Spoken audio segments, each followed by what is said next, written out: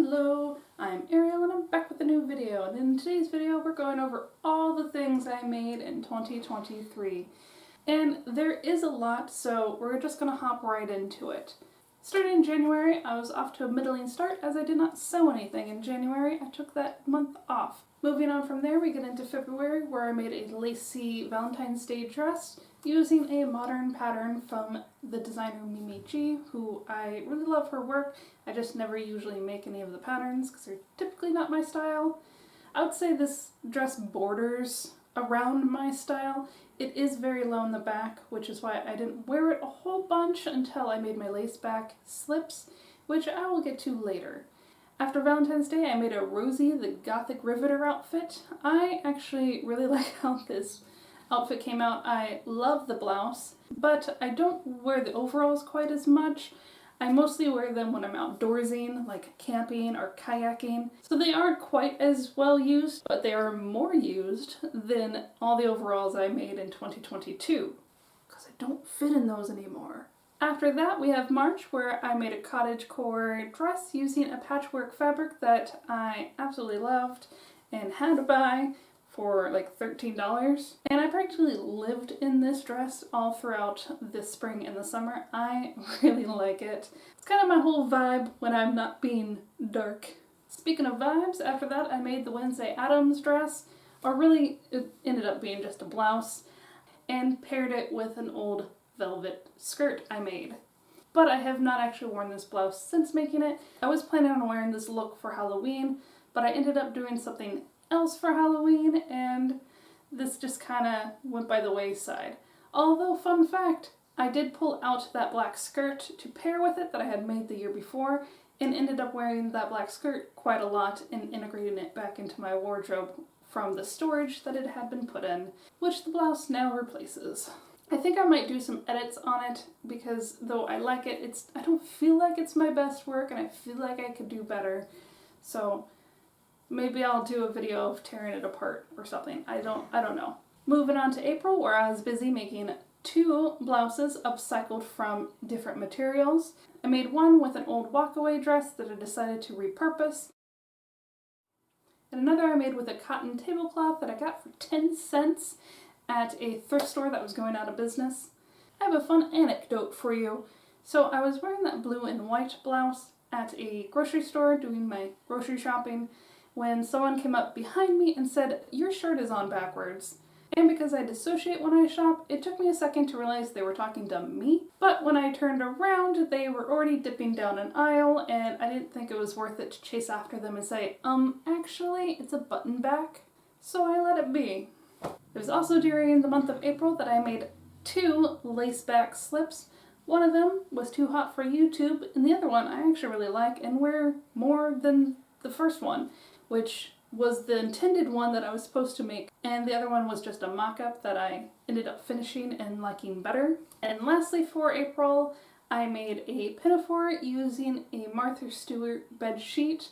I really like how it came out, and I wear it all the time. It's not my favorite material because I think it's a poly cotton blend, but it's supposed to go over clothes, so it doesn't bother me quite so much. I do want to make more pinafores. I'm kind of digging them right now. Moving on to May, which is mermaid themed, as The Little Mermaid live action came out in May.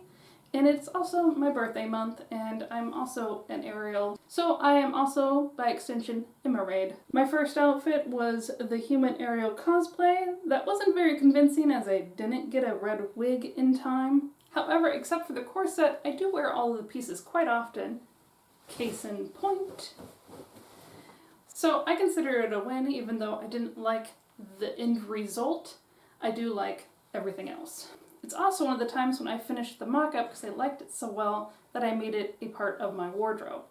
It is a little snug these days, but I still like it because it's perfect for pinafores. And then May's last project was actually on my birthday, and it was doing the disastrous walkaway pattern. I made the dress for the walkaway challenge that was put out by Stephanie Canada, and I completely butchered the whole thing. I disqualify myself from that challenge.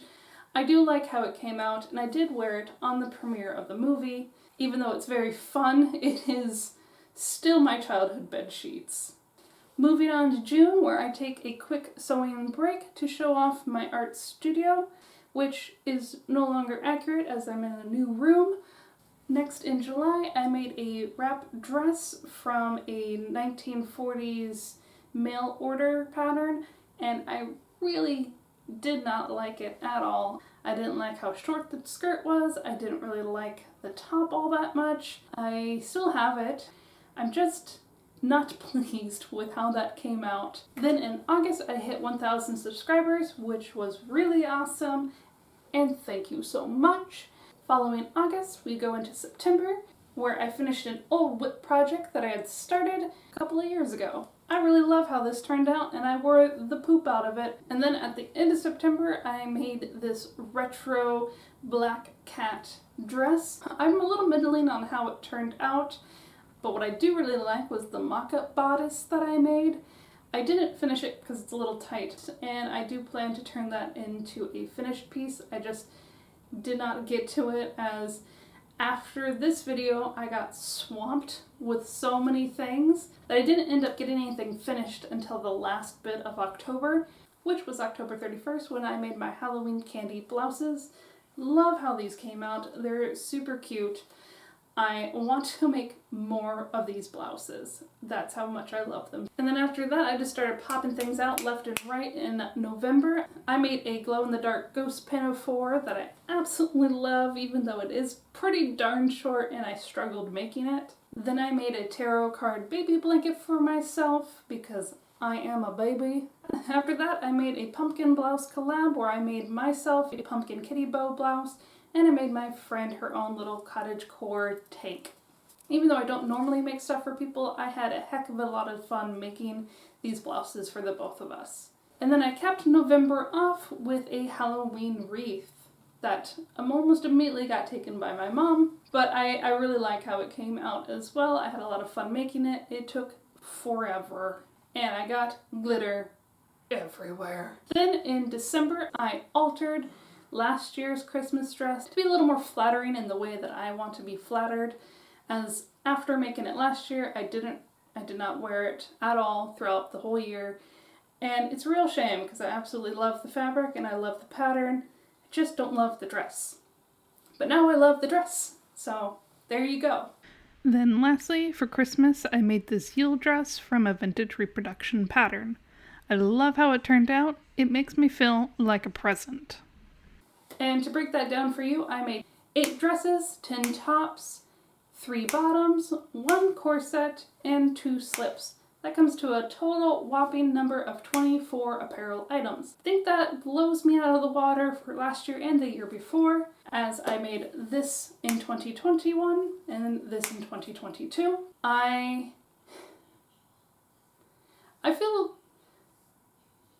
feel very torn. In previous years, I'd feel quite proud of myself for having made so many items. However, this year, I don't feel quite as proud of having a lot of items made. And I think a lot of that has to do, for one, I'm running out of space in my closet for all my stuff, and almost everything I made from 21 and 22, I can't fit into anymore. And that means they're just taking up space in my closet. So in addition to making 24 new items, I also have a lot of items, which leads me into my New Year's resolution for 2024, which is to make less. Just make less in general.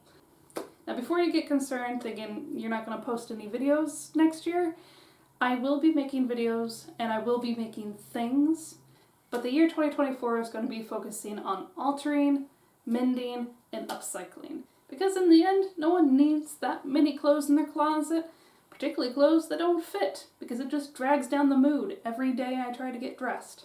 With that, I hope you have a happy new year, and I hope you enjoyed this video, and if you did, please consider liking and subscribing, as I release a new video every other weekend, sometimes with a bonus in between. And until next time, you have a good day. Bye!